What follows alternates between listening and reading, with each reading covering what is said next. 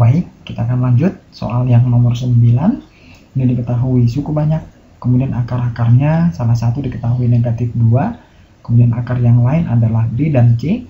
Yang ditanya 3A kuadrat tambah 3B kuadrat tambah 3C kuadrat. Nah, untuk soal yang nomor 9 tentunya pada jenis soal ini kita harus tentukan terlebih dahulu nilai daripada M. Ya, nilai M-nya kita cari dengan menggunakan tabel Horner. Ya. Nah, kalau dengan menggunakan tabel Horner berarti di sini adalah akar. Salah satu akarnya diketahui tadi negatif 2 yaitu A.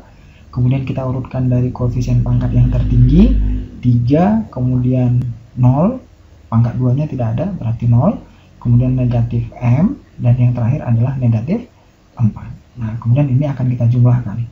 Di sini 0 jumlahkan jadi 3, kemudian negatif 6 dijumlahkan negatif 6, kemudian kita kalikan ini 12 dikurang M, kemudian yang berikut kita kali negatif 2 berarti 2M dikurang 24, jadi kita jumlahkan lagi berarti 2M dikurang 28. Nah, karena akar yang kita masukkan maka dari sini kesimpulannya sisanya sama dengan 0 ya, sisa ini harus sama dengan 0, yaitu sisanya di sini 2M dikurang 28. Nah, berarti dapat kita peroleh nilai M-nya sama dengan 14 ya. 28 kita pindahkan dibagi 2 hasilnya 14. Nilai M-nya 14, kemudian hasil bagi hasilnya ini adalah ini mulai dari pangkat 2 pangkat 1 pangkat 0 ya. Berarti hasilnya adalah 3x kuadrat dikurang 6x, kemudian M-nya kita isi 14, berarti dikurang 2. Nah, ini adalah faktoran yang lain dari suku banyak tersebut. Nah, kalau ini kita misalkan persamaan kuadrat yang baru, akarnya tentunya B dan C. Dari sinilah kita peroleh 2 akar yang lain. Nah, kemudian kalau kita faktorkan, ini tidak boleh kita faktorkan dengan cepat, berarti kita tentukan yang ditanya yaitu 3A kuadrat, 3-nya kita keluarkan, kemudian ditambah B kuadrat, kemudian ditambah C kuadrat. Nah, hasilnya sama dengan berapa? Itu yang ditanya di soal. Nah, kalau kita perhatikan A-nya tadi sudah ditentukan nilainya negatif 2. Berarti yang kita cari dari persamaan kuadrat dari faktoran yang kita peroleh ini tadi, akar-akarnya B dan C, yang ditanya B kuadrat tambah C kuadrat, berarti ini harus kita sederhanakan terlebih dahulu, yaitu B kuadrat tambah C kuadrat adalah B tambah C kuadrat dikurang 2 kali BC. Nah, B dan C adalah akar-akar. B tambah C adalah negatif B per A pada persamaan kuadrat 3x kuadrat dikurang 6x dikurang 2. Ini bisa kita tentukan dari bentuk umumnya, ini A, ini B negatif 6, C-nya negatif 3, negatif 2 ya. Nah, sekarang kita masukkan berarti B tambah C, negatif B per A, negatif 6 per 3, berarti 2. Kemudian kita kuadratkan, dikurang 2 kali B kali C. Hasil kali akar-akar adalah C per A. Nah, berarti ini nilainya adalah dikurang 2 kali negatif 2 per 3. Berarti tambah 4 per 3. Ya. Nah, kemudian nilainya kita masukkan ke yang ditanya di soal tadi. Nilainya adalah 3 dikali A kuadrat negatif 2 kuadrat. Kemudian ditambah B kuadrat tambah C kuadrat. Nilainya yang ini, yaitu langsung saja 2 kuadrat 4 ditambah 4 per 3. Nah, berarti hasilnya adalah 3 dikali 4 ditambah 4 ditambah 4 per 3. Atau nilainya sama dengan 4 tambah 4, 8 kali 3, 24. Ya. Nah, 8 kali 3, 24 ditambah 4. Berarti jawabnya adalah 28. Ya. Nah, di soal ini pilihannya adalah yang E. Nah, ini untuk soal yang nomor 9. Kemudian kita lanjut soal yang nomor 10. Panjang sebuah kotak adalah 2 kali lebarnya. Berarti dari sini dapat kita tentukan P sama dengan 2 kali lebar. Kemudian dalamnya atau tingginya tingginya ini 2 desimeter lebihnya dari lebarnya. Berarti 2 desimeter lebih dari lebar. Berarti kita dapat tuliskan dalam bentuk T sama dengan 2 tambah L. Kemudian yang berikut yang diketahui adalah volumenya 192. Nah, tentukanlah luas permukaan. Ini satuannya desimeter, liter, ya, liter atau desimeter kubik, sama aja ya, desimeter kubik. Nah, yang ditanya tentukanlah luas permukaan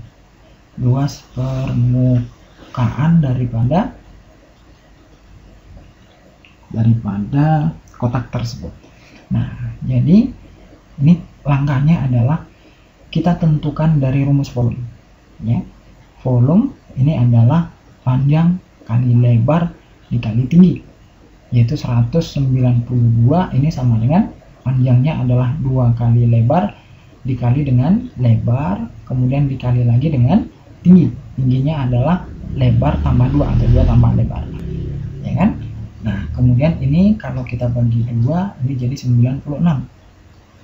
Ini lebar kuadrat dikali lebar, berarti L pangkat 3 ditambah L kuadrat dikali 2, berarti 2 L kuadrat. Nah, sekarang ini kita selesaikan, pindah ruas ke kanan, berarti L pangkat 3 ditambah 2L kuadrat dikurang 96 sama dengan 0. Berapakah nilai L-nya? Nah, untuk mencari nilai L dari pangkat 3 tentunya pada teorema faktor L-nya harus kita substitusi atau kita coba dari KPK konstanta. 96 boleh dibagi plus minus 2, boleh dibagi plus minus 3, plus minus 4, dan yang lain. Nah, kalau kita misalkan contohnya kita uji L-nya sama dengan 4, maka kalau nilainya sama dengan 0, artinya L sama dengan 4, ini adalah salah satu akarnya. Oke. Nah, kalau kita masukkan 4 pangkat 3, 4 kali 4, 16 kali 4, 64. Kemudian ditambah 2 kali 16, 32. Dikurang 96, hasilnya 0 atau tidak? Ini hasilnya adalah 0. Maka kesimpulannya L-nya yang memenuhi adalah 4. Nah, kemudian kalau kita masukkan nilai L-nya, maka P-nya 2 dikali 4, 8. Sedangkan tingginya adalah 4 tambah 2, 6. Nah, sehingga yang ditanya adalah luas permukaan. Ini adalah 2 buka kurung PT ditambah PL ditambah LT, ya. Nah, berarti nilainya sama dengan 2 dikali PT-nya, berarti 8 kali 6, 48. P dikali L, 8 dikali L-nya tadi 4, berarti 32. Kemudian ditambah L dikali T, L-nya 4, T-nya 6, berarti 24, ya kan? Nah, berarti hasilnya adalah 2 dikali, ini kalau kita jumlah 80, ini berarti 104, ya. Nah, maka jawabnya adalah seperti ini. Kalau dijumlah 104, ya, berarti 208. Nah, jadi luas permukaannya adalah 208 desimeter kuadrat. Nah, ini untuk soal yang nomor 10. Nah, kemudian kita lanjut untuk soal yang nomor 11. Ini adalah parabola, ya. Disebutkan di soalnya himpunan titik-titik yang berjarak sama terhadap titik dan garis X sama dengan -1 adalah. Nah, jadi definisi daripada parabola ini adalah kumpulan titik-titik yang mempunyai jarak yang sama terhadap satu buah titik tertentu dan jaraknya juga sama terhadap satu buah garis tertentu. Nah, jadi kalau kita misalkan kumpulan titiknya itu seperti ini, ya kan? Ini bentuknya adalah parabola. Nah, ini bentuknya parabola. Nah, kemudian ini merupakan kumpulan daripada titik-titik. Gambar parabola ini adalah kumpulan daripada titik-titik yang jaraknya nanti sama terhadap sebuah garis. Ini kita misalkan namanya garis Y sama dengan, ya, garis ini namanya garis direktris, garis direktris.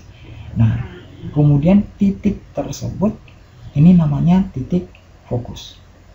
Jadi kesimpulannya, jarak dari satu buah titik ke fokus sama dengan jaraknya terhadap garis direktris, ya. Nah, kemudian kesimpulannya yang bisa kita ambil dari sini, fokus itu selalu di dalam parabola dan garis direktris itu selalu berada di belakang parabola. Nah, jika koordinat fokus atau puncaknya sudah diketahui, maka dapat kita tentukan yang namanya sumbu simetri. Ya, nah dapat kita tentukan sumbu simetrinya. Nah, kemudian sumbu simetri akan tegak lurus dengan garis direktris. Nah, kemudian yang perlu kita perhatikan juga bahwa puncak, ini namanya puncak daripada parabola, jaraknya ke fokus itu juga sama dengan jaraknya ke garis direktris, yaitu sejauh P. Ya, jaraknya sejauh P. Nah, jadi kita ambil kesimpulannya sekali lagi. Parabola itu adalah kumpulan titik-titik yang mempunyai jarak yang sama terhadap satu buah titik, namanya fokus, dan jaraknya ke sebuah garis tertentu juga sama dengan jarak titik ke titik fokus. Garis tersebut dinamakan garis direktris. Nah, yang perlu kita ambil kesimpulannya, ingat fokus berada di dalam parabola dan garis direktris berada di belakang parabola sejauh P tegak lurus sumbu simetri. Nah, kemudian kalau nanti untuk persamaannya, nanti tentunya perlu kita perhatikan jika dia terbuka ke atas atau terbuka ke bawah, maka ini nanti X yang kuadrat. Sedangkan jika terbuka ke kiri atau ke kanan, maka ini nanti yang perlu kita perhatikan Y-nya yang kuadrat, ya. Nah, sekarang ini sebagai dasar teori untuk parabola, kita perhatikan yang nomor 11, berarti diketahui titik fokus dari parabola tersebut. Fokusnya diketahui, koordinatnya adalah 1,2. Kemudian yang berikut garis direktris. Garis direktrisnya adalah X sama dengan minus 1. Nah, sekarang kalau ada sebuah titik, kita misalkan titiknya ini sembarang, posisinya ini adalah fokus, titik fokus, posisinya kita misalkan di sini 1,2. Nah, dari koordinat titik 1,2, maka kalau kita ambil sebuah garis yang vertikal dan horizontal melalui titik tersebut, ini namanya garis Y sama dengan. Jadi kalau garis yang mendatar itu adalah garis Y sama dengan. Nah, dia potong titiknya itu Y-nya sama dengan 2. Dan yang vertikal ini namanya garis X sama dengan 1. Ya, ini adalah garis X sama dengan 1. Nah, kemudian ada garis direktris. Garis direktris itu disebutkan X sama dengan minus 1. X sama dengan minus 1, kalau ini X sama dengan 1, berarti X sama dengan minus 1 posisinya di sebelah kiri. Ya, ini kita misalkan namanya X sama dengan minus 1. Nah, dari pengertian parabola tersebut, yang sudah kita definisikan tadi bahwa fokus harus di dalam parabola, kemudian garis direktrisnya ada di belakang. Maka kemungkinan daripada gambar parabolanya adalah bentuknya seperti ini. Ya, inilah parabolanya. Nah, kemudian kalau kita tentukan puncak parabola, di sini puncaknya, berarti dari fokus bergeser sejauh P. Kemudian dari puncak ke garis direktris juga sejauh P. Nah, berarti dari garis direktris ke garis X sama dengan pada fokus, ini pergeserannya sejauh minus 1 ke 1, berarti 2. 2 ini adalah 2P, karena di sini adalah P, ini juga P. Nah, maka kita peroleh P-nya sama dengan 1. Oke. Nah, kemudian kita dapat menentukan letak daripada puncak. Berarti koordinat daripada titik puncak ini sama dengan X-nya bergeser ke kiri dari fokus. Ya kan? Ini X-nya 1, bergeser ke kiri sejauh P, P-nya 1, berarti 1 dikurang 1. Maka X-nya 0. Kemudian Y-nya tetap, Y-nya 2. Oke? Nah, sehingga bentuk umum daripada parabolanya, kita singkat bentuk umum parabolanya, parabola yang terbuka ke kanan Y-nya yang kuadrat. Maka bentuk umumnya adalah Y dikurang B kuadrat. Ini sama dengan 4P dikali X dikurang A. Nah, ini tinggal kita masukkan yang namanya A dan B itu dari puncak. Ini adalah A dan ini B-nya. Nah, sekarang Y dikurang B-nya 2 kuadrat. Ini sama dengan 4 kali P. P-nya tadi kita peroleh nilainya 1. Nah, berarti 4 dikali X dikurang 0. Nah, ini kalau kita kuadratkan lagi, binomial, kita kuadratkan hasilnya Y kuadrat dikurang 4Y ditambah 4 sama dengan 4X. Atau kalau kita geser, ini jadinya Y kuadrat dikurang 4Y dikurang 4X ditambah 4 sama dengan 0. Oke, ini bentuk umum daripada parabolanya. Kalau di pilihannya jawabannya adalah yang B, ya. Oke, kita lanjut lagi pada video yang berikutnya.